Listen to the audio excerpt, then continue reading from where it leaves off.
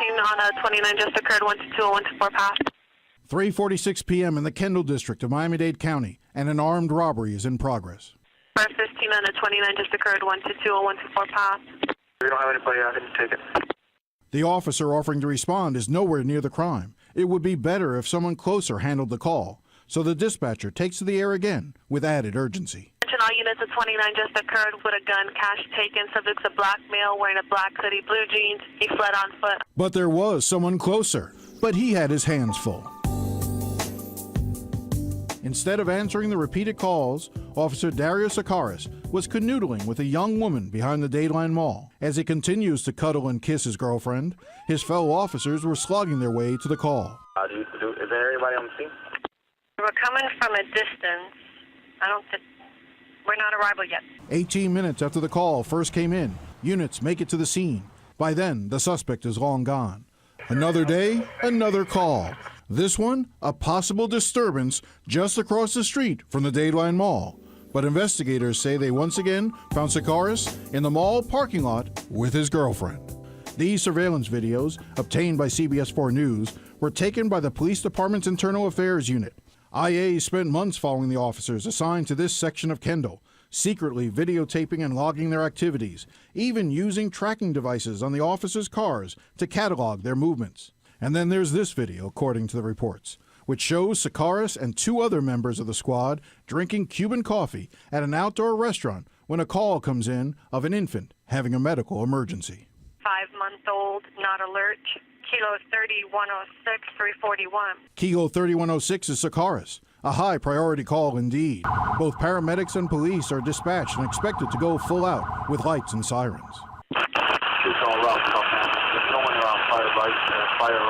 Although he tells the dispatcher he's en route, Sakaris sits there drinking his coffee.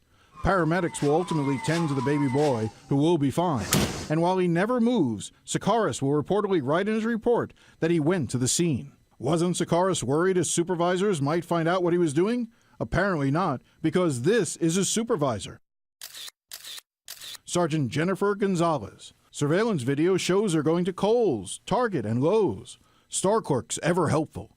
Internal Affairs say she should have been on the road answering calls or supervising her troops at that time. They also claim she spent hours visiting her parents in Cutler Ridge when she was supposed to be patrolling Kendall. And she too has a boyfriend that investigators say she would sometimes rendezvous with while on duty. On this day, Sakaris happened to get into a traffic accident in Coral Gables, causing a fair amount of damage to both vehicles. Any vehicle, maybe $500. Mine about $1,500. Okay, which one is it, 1,000 or 500? 1,000. A supervisor is required to investigate. The dispatcher tries raising Sergeant Gonzalez, who supposedly is on a call. In fact, she's with her boyfriend. 3180, how long before you can clear reference to 17? Gonzalez doesn't respond. Is there a supervisor on there? A supervisor from another sector immediately responds. He wonders why Gonzalez isn't handling her own squad. QSL, can you check to see when she'll be clearing? 3180. Negative, I will be able to. Could he call me on a number? Sergeant Gonzalez said she was too busy to go and would handle it by phone. Police officials argue Gonzalez's attitude infected the entire squad. When someone calls 911 from a Winn-Dixie and abruptly hangs up, officers Jeffrey Price and Fabian Owens, riding in a two-man car, are told to investigate. Internal Affairs watched as they cruised through the parking lot, never getting out of their car or even, for that matter, stopping.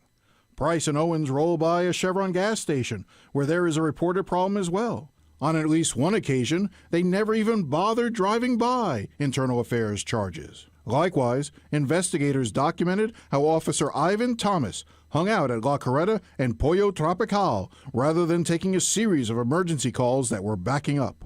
We're talking about falsification of official records. We're talking about stealing time that doesn't belong to you because they're supposed to be available for service or duty and they're not. When CBS 4 News first started examining these officers more than a year ago, former Miami Police Chief Ken Harms told us that in all his years in law enforcement, he had never heard of an entire squad ducking calls the way this one had. Not to my recollection. And that's something that certainly, in my view, would be memorable.